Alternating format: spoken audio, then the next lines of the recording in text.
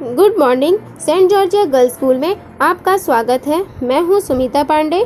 आज के वीडियो का विषय है वर्ण विचार। इसके पहले पार्ट 1 में वर्ण किसे कहते हैं यह पढ़ चुके हैं। यह कक्षा 3 से लेकर 8 तक के लिए है। अंतस्थ व्यंजन मध्य, बीच, बराबर, स्थित। कहने का तात्पर्य कि इन व्यंजनों का उच्चारण स्वर तथा व्यंजनों के मध्य का सा होता है। उच्चारण के समय जीवा मुख के किसी भाग को स्पर्श नहीं करती है, वह अंतस्थ व्यंजन कहलाता है।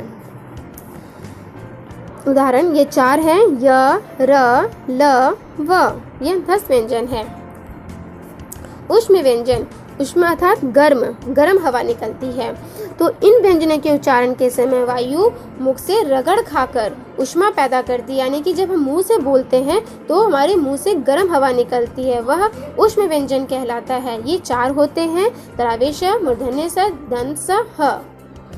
मात्राएं, जैसा कि आप जानते हैं हिंदी के लिए मात्राएं बहुत इंपॉर्टेंट है, बहुत ही महत्वपूर्ण है। तो स्वरों के लिए निर्धारित चिन्ह मात्राएं कहलाती हैं। अस्वर के अतिरिक्त सभी स्वरों के मात्रा चिन्ह होते हैं। अ की कोई मात्रा नहीं होती है, जैसे कि यहाँ पे कुछ उदाहरण दिए गए हैं। अनुस्वार और विसर्ग। हिंदी वर्णमाला के अनुस्वार तथा विसर्ग को अ के साथ जोड़कर अंग और अह लिखा जाता है और प्रायः इन्हें स्वरों के साथ रखा जाता है, क्योंकि इनका उच्चारण स्वरों के साथ ही होता है। जैसे गंगा, ग अनुस्वार, ग आकार गंगा, च अनुस्वार, द आकार चंदा, प्रा त विसर्ग प्रातः, अ त विसर्ग अतः आदि। परंतु ये स्वर नहीं हैं, इन्हें स्वर में नहीं काउंट किया जाता है, स्वर में इनकी गिनती नहीं की जाती है। इसलिए कहा जाता है कि 11 स्वर होते हैं। संस्कृत में इन्हें अयोग वाह कहा जाता है, क्योंकि ये अ की सहायता से ही बोले जाते हैं। जब इनका उच्चारण किया जाता है तो उसमें अ की ध्वनि आती है और अ के साथ ही इनको लिखा प्रयोग किया जाता है। गंगा, चंदा, प्रातः, अतः। अगला पढ़ेंगे अनुनासिक। इनका उच्चारण नाक और गले दोनों से होता है, जैसे चांद, गांधी, आंगन आदि। इसका चिन्ह होता है अनुस्वार। वर्णमाला के पंचम वर्ण के स्थान पर प्रयोग में आता है। अनुनासिक। अब हम जानेंगे कुछ विसर्ग के विषय में। विसर्ग इसे कहा जाता है, यह ह के समान उच्चारित होता है, जैसे चांद, सांस, हंस आदि। अनुस्वार और अनुनासिक के उच्चारण में यदि ध्यान न रखा जाए तो हंस क्रिया शब्द और हंस पक्षी बन जाएगा। हलंत। जब व्यंजन वर्ण स्वर के बिना लिखे जाते हैं तो हलंत का प्रयोग होता है, जैसे क हलंत, च हलंत। ये जो नीचे निशान लगाए गए उसे हलंत कहते हैं, ट हलंत आदि। अर्धचंद्र।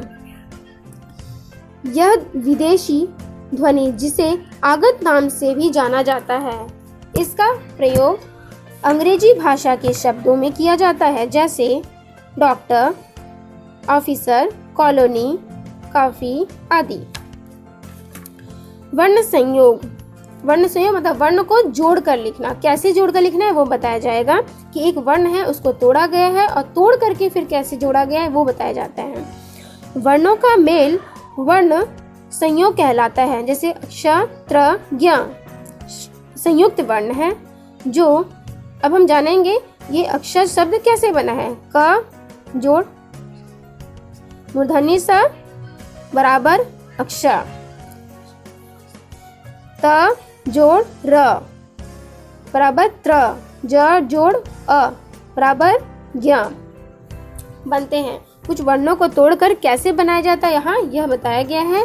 जब एक व्यंजन अपने जैसे दूसरे व्यंजन से मिलता है तो उसे द्वित्व व्यंजन कहते हैं, जैसे पक्का। इन्हें द्वित्व व्यंजन कहते हैं क्योंकि पक्का जो है उसमें क संयुक्त है, एक ही वर्ड 2 बार है, एक आधा है और एक पूरा है, तो उसे ऐसे वर्णों को द्वित्व व्यंजन कहा जाता है, जैसे क हलंत जोड़ क।